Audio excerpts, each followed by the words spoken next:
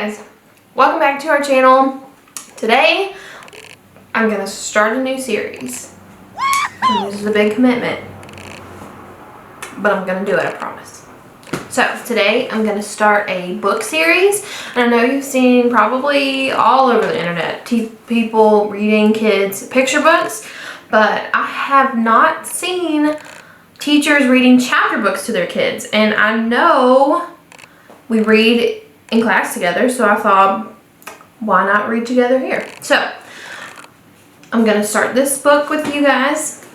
It's called Fish in a Tree. I really wanted to read it with you guys during the year, but here we are. And if you look, it is pretty big.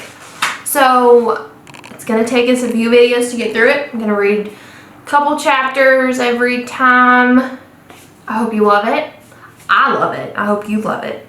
I'm going to read the back to you, just so you can get a gist of what we're going for here.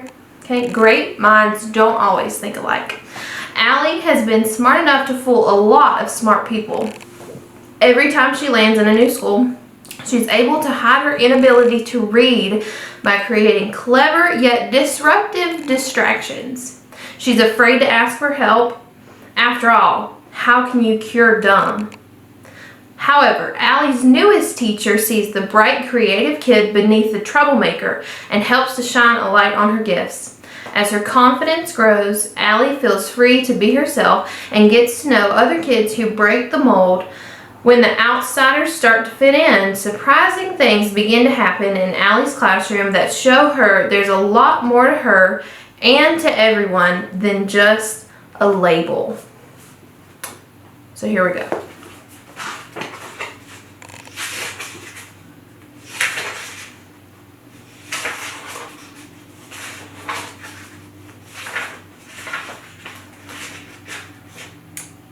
There are 51 chapters. 51 chapters. Well, let's get started. Chapter 1, In Trouble Again. It's always there, like the ground underneath my feet. Well, Allie, are you going to write or aren't you? Mrs. Hall said. If my teacher were mean, it would be easier. Come on, she says. I know you can do it. What if I told you that I was going to climb a tree using only my teeth? Would you say I could do it then? Oliver laughs, throwing himself on his desk like it's a fumbled football. Shay groans, Allie, why can't you just act normal for once? Near her, Albert, a bulky kid who's worn the same thing every day, a dark t-shirt that reads Flint, sits up straight, like he's waiting for a firecracker to go off. Mrs. Hall sighs, come on now, I'm only asking for one page describing yourself. I can't think of anything worse than having to describe myself. I'd rather write about something more positive, like throwing up at your own birthday party. It's important, she says. It's so your new teacher can get to know you. I know that, and it's exactly why I don't want to do it. Teachers are like machines that take quarters for bouncy balls. You know what you're going to get, yet you don't know, too. And she says, all of that doodling of yours, Allie, if you weren't drawing all the time, your work might be done. Please put it away. Embarrassed, I slide my drawings underneath my blank writing paper.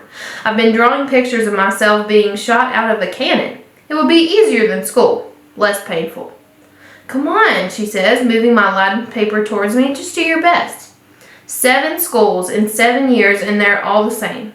Whenever I do my best, they tell me I don't try hard enough. Too messy, bad spelling, annoyed that the same word is spelled different ways on the same page, and the headaches. I always get headaches from looking at the brightness of the dark letters on white pages for too long. Mrs. Hall clears her throat. The rest of the class is getting tired of me again. Chairs slide, loud sighs. Maybe they think I can't hear their words. Freak, dumb, loser. I wish she'd just go hang by Albert, the walking Google page who'd get a better grade than me if he just blew his nose into the paper. The back of my neck heats up. I don't get it. She always lets me slide. It must be because they're there for the new teacher and she can't have one missing. I stare at her stomach. So, did you decide what you're going to name your baby? I said. Last week we got her talking about baby names for a full half hour of social studies. Come on, Allie, no more stalling. I don't answer. I mean it, she said, and I know she does. I watch a mind movie of her taking a stick and drawing a line in the dirt between us under a bright blue sky. She's dressed as a sheriff and I'm wearing a black and white prisoner stripes. My mind does this all the time. Shows me movies that seem so real they carry me away inside of them. They are a relief from my real life. I steal up inside, willing myself to do something I don't really want to do, to escape the teacher who's holding on and won't let go. I pick up my pencil and her body relaxes, probably relieved that I finally started. But instead, knowing she loves clean desks and things just so, I grip my pencil with a hard fist and scribble all over my desk. Allie, she steps forward quick. Why would you do that? The circular scribbles are big on top of the small one on top of the bottom. It looks like a tornado, and I wonder if I meant to draw a picture of my insides. I look back up at her. It was just there when I sat down. The laughter starts, but they're not laughing because they think I'm funny. I can tell that you're upset, Allie, Mrs. Hall says. I'm not hiding that as well as I need to. She's such a freak, Shay says in one of those loud whispers that everybody is meant to hear. Oliver is drumming on his desk now. I fold my arms and stare up at her. That's it, Miss Hall says finally, to the office. Now. I wanted this, but now I'm having second thoughts. Allie? Huh? Everyone laughs again. She puts up her hand. Anyone else who makes a sound loses their recess. The room is silent. Allie, I said go to the office. I can't go see our principal, Mrs. Silver, again. I go to the office too much. I wonder when they'll hang up a banner that says, Welcome, Allie Nickerson. I'm sorry, I say, actually meaning it. I'll do it, I promise. She sighs. Okay, Allie, but if that pencil stops moving, you're going. She moves me to the reading table, next to a bulletin board about being grateful. Meanwhile, she sprays my desk with Lysol, glancing at me like she'd like to spray me with the cleaner. Scrub off the dumb. I squint a bit, hoping the lights will hurt my head less, and then I try to hold my pencil the way I'm supposed to, instead of the weird way my hand wants to. I write with one hand and shield my paper with the other. I know I better keep the pencil moving, so I write the word why over and over and over again, from the top of the page to the very bottom. 1, because I know how to spell it right, and 2, because I'm hoping someone will finally give me an answer.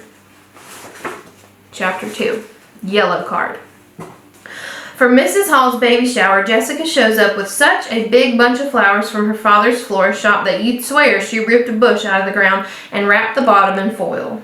Whatever, I don't care. I found a bright card with yellow roses at the store, and a picture of flowers won't dry up in a week. I feel like it's my way of saying I'm sorry for being such a pain all the time.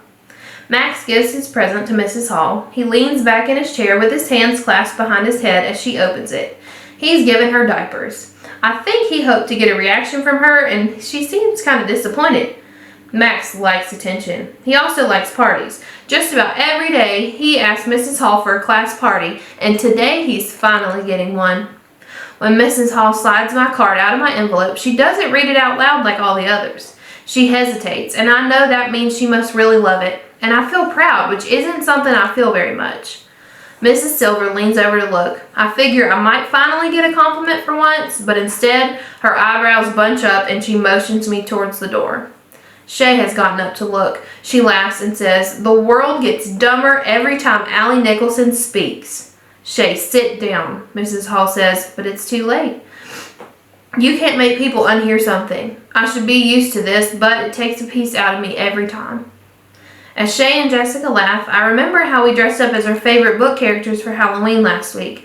I came in as Alice in Wonderland from the book my grandpa read to me tons of times. Shay and her shadow, Jessica, called me Alice in Blunderland all day. Keisha steps up to Shay and says, Why don't you mind your own business for once? I like Keisha. She isn't afraid, and I'm afraid of so much. Shay turns looking like she's ready to swat a fly. Like it's your business? She asked her. That's right, it's not my business, but it's as much yours as it is mine, Keisha replies. Shay lets out a small gasp. Stop talking to me. Stop being mean, Keisha replies, leaning forward. Max folds his arms and leans forward across his desk. Yes, there is going to be a fight, he says. There isn't going to be a fight, Mrs. Hall says. Silky is holding one of her small wooden blocks. She has a collection of them that she keeps in a box, and I've seen her take one out when she gets nervous. She's nervous now.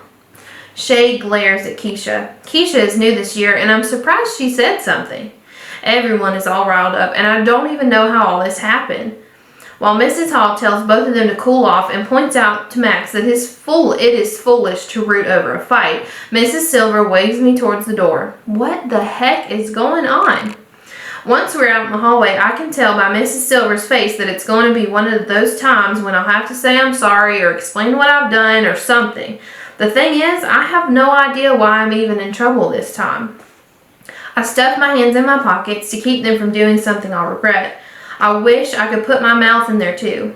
I just don't get it, Allie, she says. You've done other things that have been inappropriate, but this is just, well, different. It's not like you. It figures. I do something nice and she says it isn't like me. And I can't understand how buying the card is bad.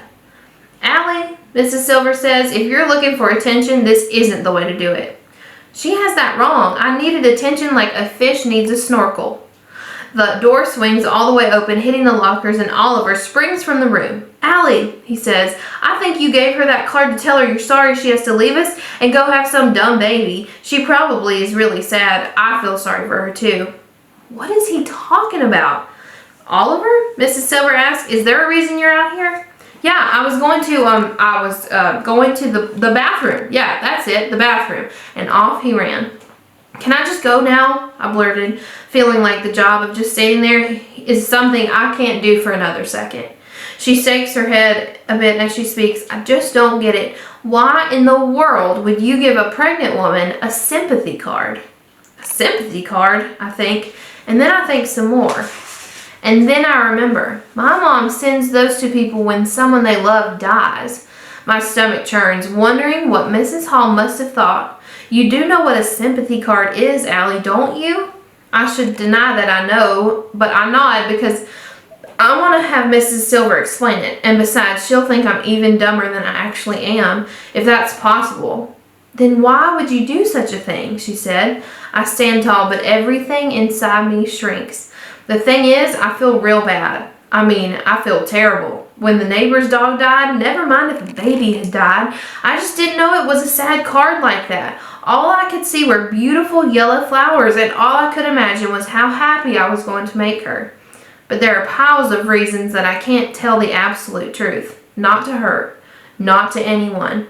No matter how many times I have prayed and worked and hoped, reading for me is like trying to make sense of a can of alphabet soup that has been dumped onto a plate. I just don't know how other people do it. And that's where I'm gonna stop. So, why do you think they got so upset? And why do you think they don't know that she gave her a sympathy card? Come back next time and we'll find out.